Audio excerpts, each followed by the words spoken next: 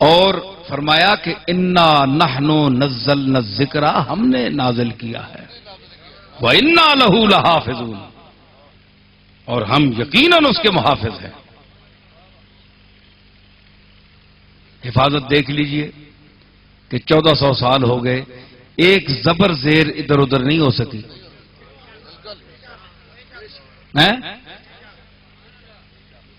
تو آج اس دور میں طاغوتی طاقت نے اللہ کے مقدس کلام کو اگر لیٹرین میں بہایا ہے اور توہین کا ارتکاب کیا ہے، ہمارا مشتعل ہونا علامت ایمان ہے، لیکن اس کی ستاری دیکھیے کہ آسمان ابھی تک کھڑا ہوا ہے، زمین کو جنبش نہیں ہوئی، ستارے اور آسمان کے تمام سیارے اپنے اپنے محور مقررہ پر گردش کر رہے ہیں۔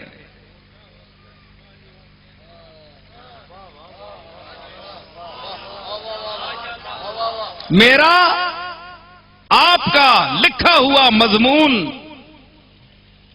شعر، کلام اگر کوئی جوتوں میں ڈال دے میرے سامنے، آپ کے سامنے، تو آپ اس سے کیا سلوک کریں گے؟ بولیے۔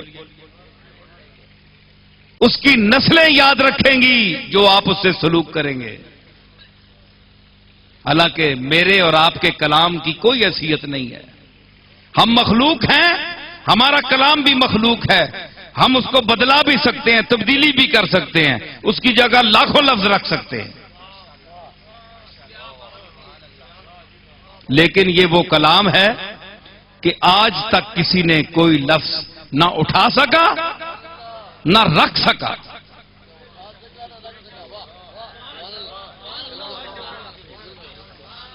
لیکن اتنی بڑی توہین ہوئی، ابھی تک آسمان کھڑا ہے، زمین جنبش نہیں، پھٹا نہیں ابھی آسمان۔ اس کا حوصلہ دیکھیے، اپنے مالک کا حوصلہ دیکھیے، جو میرے اور آپ کے گناہوں پر چادر ستاری ڈالتا ہے، ستار العیوب ہے، علام الغیوب ہوتے ہوئے بھی ستار العیوب ہے۔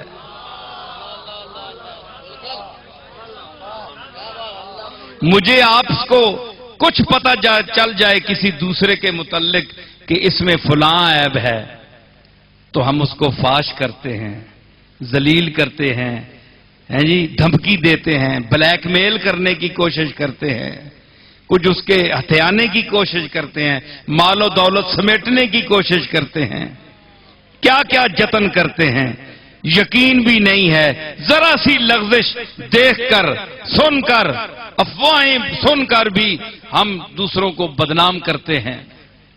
ہمارے پاس حقیقت کی کوئی چیز نہیں ہوتی، لیکن اس کے پاس تو ٹھوس ثبوت بھی ہیں۔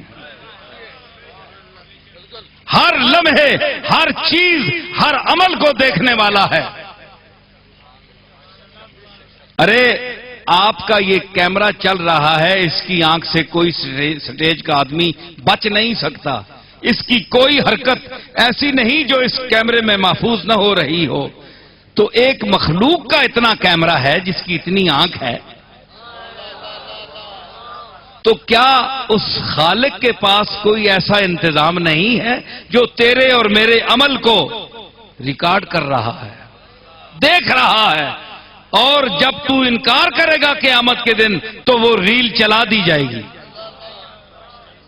جب تیرے ہاتھ اور میرے ہاتھ بولیں گے، تیرے پیر اور تیرے قدم اور میرے قدم بولیں گے، ڈر اپنے مالک سے۔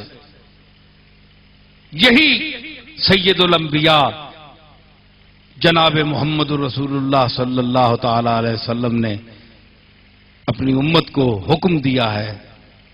آپ کے خوف کا یہ مقام تھا کہ جب بادل گرجتا تھا، بجلی چمکتی تھی تو حضور کانپ جاتے تھے، پڑھیں حدیثیں. کچھ لوگ کہتے ہیں جی ہم میں اور ان میں کیا فرق ہے؟ بڑا فرق ہے، ہمیں پرواہ ہی نہیں ہوتی، نہ کسی مولوی صاحب کو نہ کسی پیر صاحب کو. سفر جاری ہے، کبھی کسی کا دل کانپا ہے؟ کوئی نہیں کانپا.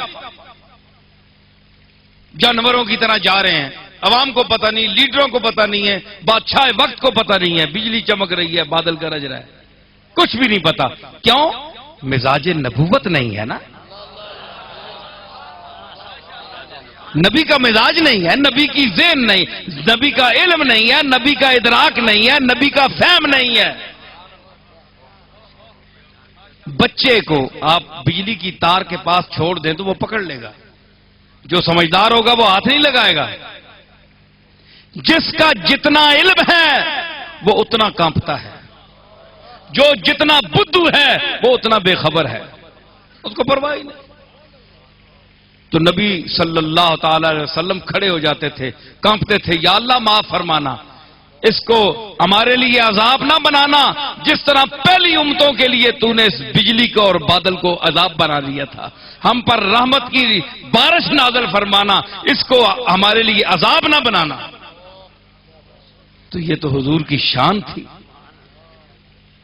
جو جتنا قریب ہو اتنا ڈرتا ہے، جتنا علیم ہو اتنے بڑے اپنے سے علم والے سے ڈرتا ہے. ڈرنے کے لیے علم چاہیے، ڈرنے کے لیے علم چاہیے. نبی کیوں اللہ سے زیادہ ڈرتے ہیں؟ کیونکہ علم رکھتے ہیں. ارے علم رکھتے ہیں تو بیٹھے ہوئے مدینے میں کہہ رہے ہیں نا کہ قص بن سعید الایادی پر اللہ کی رحمت ہو.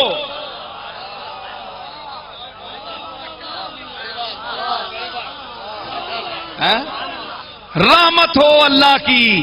کہتے ہیں جی وہ ادھر بیٹھے ہوئے، مجھے کوئی مسلمان جو حضور کے علم کا قائل نہیں ہے وہ ایک میدان میں بیٹھ کر یہ کہے، امت کے سامنے کہے یہ جملہ کہ آپ نے علم کے بغیر رحمت اللہ کہا. لکھ کر دے مجھے. نہیں کہہ سکتا، کبھی نہیں کوئی کہے گا. اور اگر کہے گا تو وہ گستاخ رسول ہوگا، اور گستاخ رسول کی جو سزا ہے کتابوں میں موجود ہے. ماننا پڑے گا کہ رحمت اللہ یوں نہیں کہا، دیکھ کر کہا.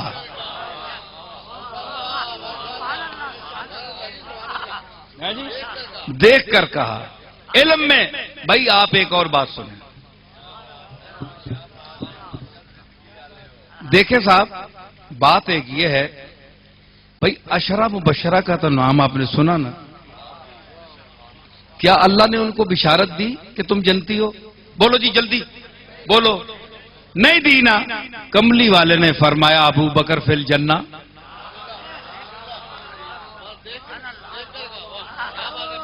عمر فی الجنہ، عثمان فی الجنہ، علی فی الجنہ. 10 آدمیوں کے لیے فرمایا. تو مجھے ذرا مولوی صاحب اٹھ کر بتائیں کہ علم کے بغیر فرمایا؟ یہ میری دلیل ہے علم غیب پر. یہ شکیل الحق صاحب بیٹھے ہیں، یہ سن رہے ہیں، ماشاءاللہ بڑے فاضل آدمی. سنیں، یہ میری دلیل ہے. ایک اور خطاب میں نے بیان کی تھی. تو اگر جناب کو پتہ نہیں تھا تو آپ نے کیوں فرمایا ان کو جنتی؟ بھئی آپ تو شیخ الحدیث بھی ہیں، شیخ القرآن تو ہیں ہی ہیں، لیکن شیخ الحدیث بھی ہیں. یہ حدیث آپ نہیں پڑھاتے؟ یہ 10 آدمی جنتی ہیں تو میں آپ کے لیے، آپ میرے لیے جنتی ہونے کا اعلان نہیں کر سکتے. پکی بات ہے کہ نہیں؟ کوئی وقت کا غوث ہو، کتب ہو، ابدال ہو، اوتاد ہو، رجال الغیب میں سے ہو، صحابی ہو، تابعی ہو، اہل بیت کا کوئی عظیم سے عظیم فرد ہو، کوئی شخص کسی کے لیے جہنمی یا جنتی کا فیصلہ نہیں کر سکتا. یہ شان ہے کملی والے کی، یا اللہ کر سکتا ہے یا کملی والا کر سکتا ہے.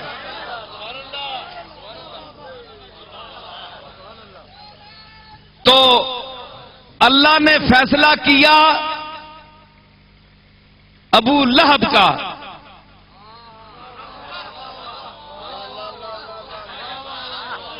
مزے کی بات ہے یار، اگر ذہین لوگ ہو تو محظوظ ہو گئے.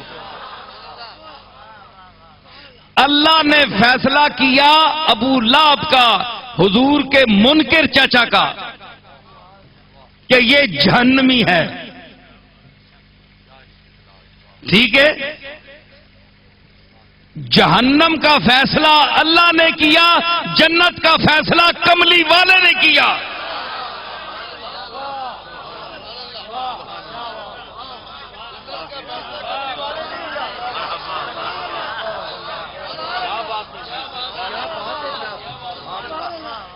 جنت کا فیصلہ کملی والے سے کروایا. کیوں؟ کہ وما ارسلناک الا رحمتا للعالمین. اس آیت کا ظہور فرمایا کہ میں نے تیرے منہ سے جہنم کا نام نہیں لینا کہ یہ تیرے ہاتھ سے، کملی والے کے ہاتھ سے یہ جہنم میں جا رہے ہیں. نہیں نہیں نہیں، یہ میرا مسئلہ ہے. میں خیر المنتقم ہوں. تو انتقام نہیں لیتا، تو معاف کرتا ہے، میں انتقام لیتا ہوں. تیری شان ستاری ہے، عفو ہے، معاف کرتا ہے، میں انتقام بھی لیتا ہوں، میں گردن توڑتا ہوں.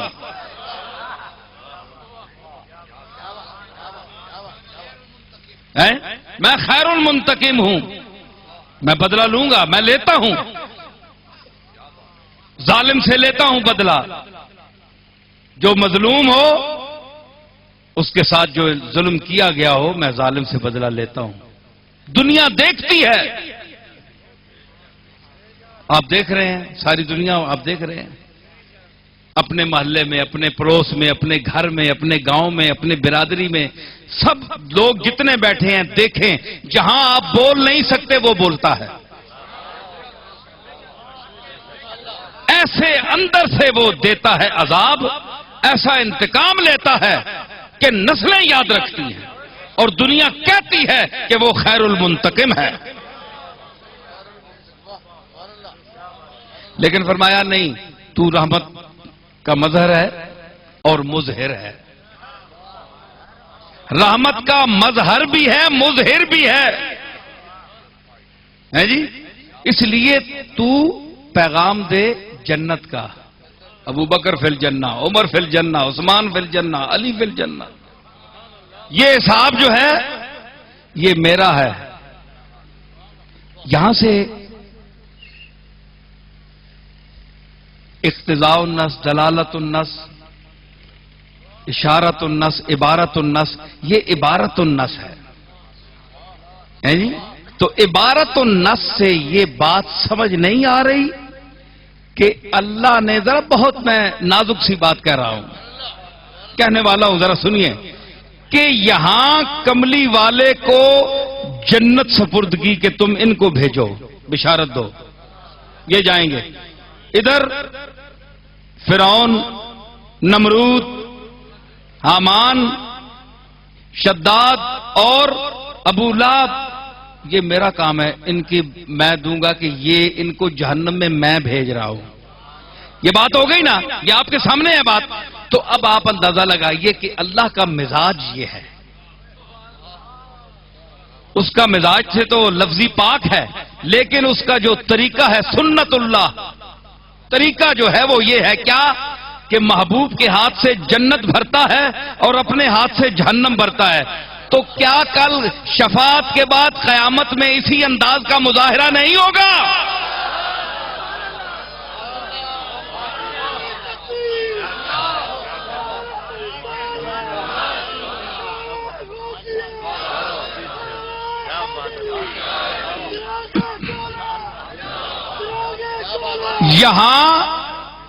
یہاں جہنمیوں کو جہنم میں بھیجنا اپنے ذمہ لیا، تو جنت میں بھیجنا کملی والے کی ڈیوٹی لگائی. تو میرا خیال ہے اللہ جس کو ڈیوٹی دے دے وہ معزول نہیں کرتا. اور پھر کملی والے کو عسى أن